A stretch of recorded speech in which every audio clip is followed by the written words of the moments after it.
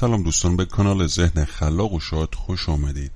در این ویدیو می‌خواهیم در مورد 16 مواد غذایی که توسط متخصصان تغذیه تایید شده که برای جلوگیری از تصلب شرائین مفید میباشد ویدیو رو براتون تهیه کرده ایم. خوردن یک رژیم غذایی غنی از غذاهای ضد التهابی و غنی از آنتی اکسیدان‌ها، کاهش مقدار شکر و جایگزینی غلات تصفیه شده مانند نان برای مقادیر کم غلات کامل مانند کینوا ایده عالی است. این روش غذا خوردن برای حفظ تعادل قند خون و در نتیجه جلوگیری از مقاومت به انسولین ایده عالی است و نشان داده شده که خطر تصلب شرائین و بیماری قلبی رو کاهش میده.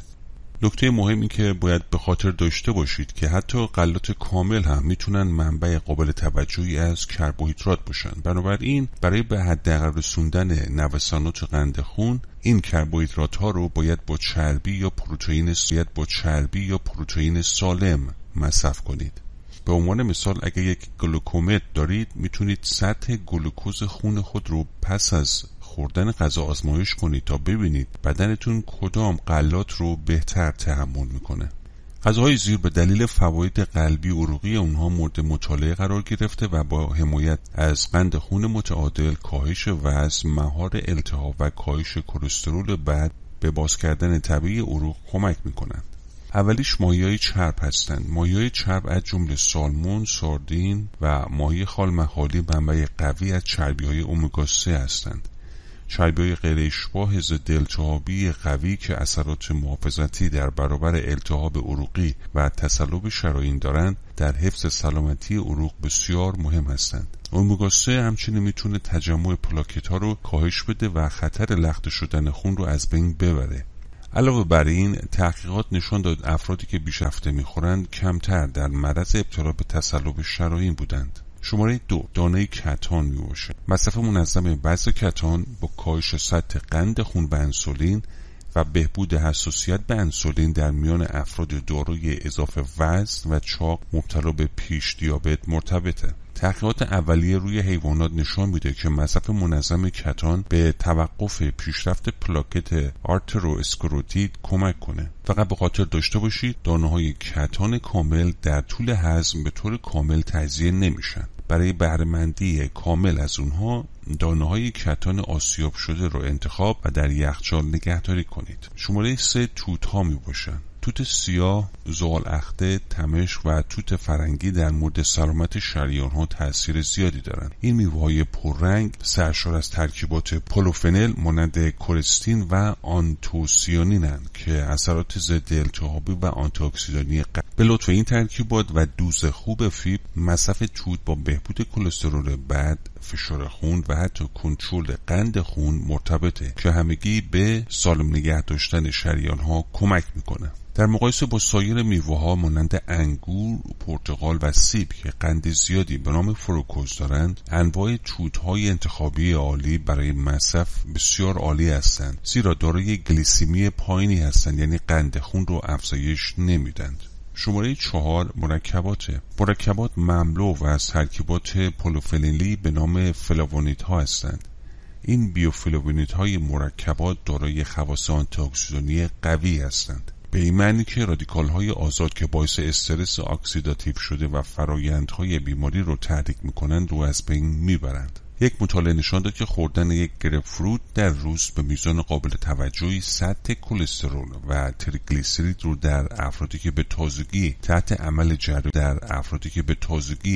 عمل جراحی‌های بایپاس عروق کرونر قرار گرفتند کاهش داده. غذاهای مرکباتی با قند کمتر بهترین هستند. گرپفروت رو انتخاب کنید و مطمئن شید که با هیچ یک از داروهای شما تداخل نداشته باشه.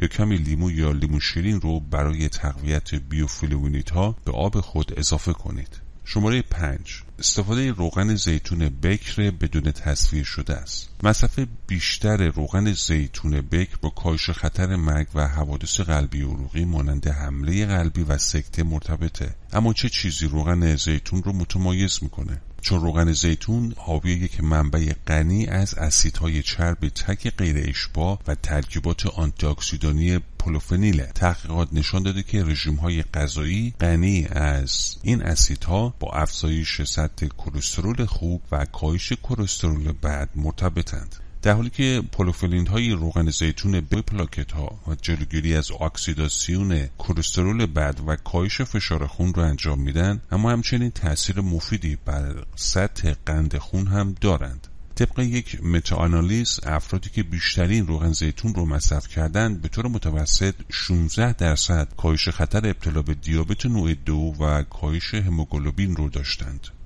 دوستان، اگه تا اینجا یه ویدیو رو پسند کردید لطفاً لایک کنید، چون لایک کردن شما باعث میشه افراد بیشتری این ویدیو رو تماشا بکنن، همینطور عضو کانال ما بشید. شماره 6 آووکادو می باشه. آووکادو برای تمیز کردن شریان ها مفیده. آووکادو مانند روغن زیتون بکر تصفیه شده قند خون و بهینه سازی کلسترول رو انجام میده و منبع شگفت انگیزی از فیبره.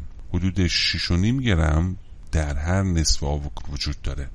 یک مطالعه اخیر همچنین نشان داد که خوردن یک آووکادو در روز با کاهش کلسترول بد مرتبطه. شماره 7 حبوباته. اگه میل شما برای خوردن غذاهایی که حاوی کربوهیدرات بالا هستش، میتونید اونها رو با حبوبات مانند لوبیا، نخود، عدس جایگزین کنید، زیرا دوز زیادی از فیبر از جمله فیبر محلول دارن که میتونن با کاهش کلسترول بد از تصلب شرايين جلوگیری کنن.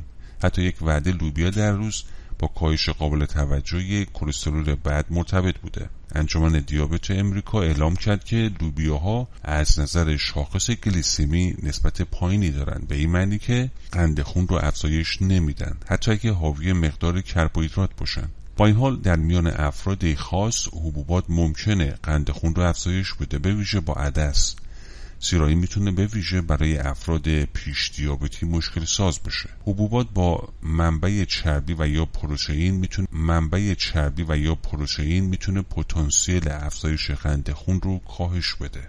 شماره 8 گوجه فرنگیه. گوجه فرنگی به ویژه گوجه فرنگی پخته شده و سس گوجه فرنگی منبع عالی لیکوپینه، یک ترکیب گیاهی قدرتمند که مسئول رنگ قرمز گوجه فرنگی است و با افزایش کلسترول خوب مرتبطه. در یک مطالعه افرادی که رژیم غذایی غنی از لیکوپین حاصل از محصولات گوجه فرنگی مصرف می‌کردند، 17 تا 26% کمتر در معرض ابتلا به بیماری قلبی بودند. نکته مهم این که چربی جذب لیکوپین بدن رو افزایش میده. بنابراین حتما روغن زیتون رو به سس پاستا اضافه کنید. شماره 9 سبزیجات آلیوم می باشه.